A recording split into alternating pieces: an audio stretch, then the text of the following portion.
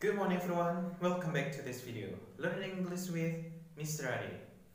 So how are you today? Great, I hope that you are in a good condition and feeling well all the time. And before we are going to the next material, I'd like to review about our exercise last Wednesday. It's about the vocabulary in the science class. Alright, I believe that all of you have done the task, but we are going to check and review the vocabulary, right? The first one, it is water. Water is an example of this. So, what is it? Great, it is liquid. Number 2, this is a glass container when you do your experiments. Great, it's the test tube. Number 3, this protect your body. I believe that all of you know this answer. That's right, apron. Apron, you can use it in a laboratory or in a kitchen, so it's kind of clothes to protect your body from the chemical substance or from the dirt. Okay. Next one, number 4. This tool used to protect your eyes. So what is it? Right, goggles. It's not Google, but goggles. Goggles. G-O-G-G-L-E-S. Goggles. Number 5. These things to protect your hands. So, what do you call this? Right, it's gloves. Gloves. G-L-O-V-E-S. Glove. Commonly, it's made of rubber or latex to protect your hand from the chemical substance or dirt or the other things in a laboratory or the other place. The next one is you keep things like books on it. Of course, it's shelf. It used to put your things like books, tools, and also the other things you need in a room like that. Next, number 7, balls of air in a liquid.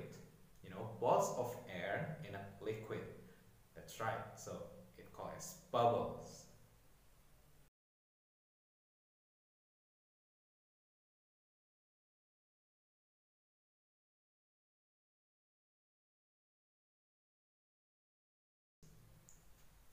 Number 8, you follow this to know what to do. Alright, of course, you follow the instructions. Without instruction, the experiment will go wrong. Number 9, this goes boom when an experiment goes wrong. Right?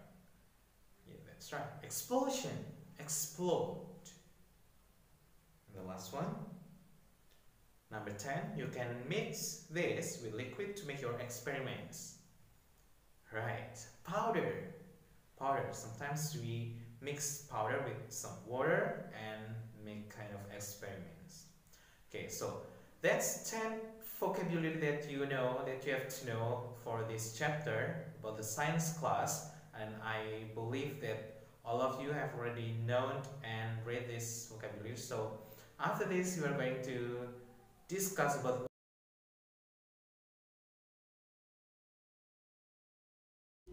Welcome to English Grammar Spot. This lesson is about the past simple. I'm going to show you how to form a past simple and when to use a past simple. But before we get started, it's good to know that in the English language we have regular verbs and irregular verbs, and it is advisable that you study the most commonly used irregular verbs. Now let's get started. Take a look at these sentences. I walked to school yesterday and he paid for dinner last week. Both these sentences are in the past simple tense. How to form a past simple? For the regular verbs, we simply use the infinitive form of the verb and we add ed. I kicked the ball. You closed the door. He wiped the table. She cooked dinner. And it rained yesterday for the singular forms. And for the plural forms, we walked to school. You watched the tennis match. They marked the tests. We need to pay extra attention to verbs that end in an E, such as live, close and wipe. With these verbs, we use the infinitive form of the verb, but we only add a D. For example, I lived here in 2012. He closed the window. They wiped the floor. We also need to pay extra attention to verbs that end in a Y, especially those preceded by a consonant, such as spy, envy and study, the consonants being a P, a V and a D. Here the Y changes into an I. For example, he spied on his neighbours. We envied her cousin. They studied a lot. Now let's have a look at the irregular verbs. All irregular verbs have a unique past simple form. I built that shed last year. The infinitive form is to build. She taught English in the 1990s. The infinitive form is to teach. We ran the marathon in 2012. The infinitive form is to run. Let's have a look at the past simple in questions.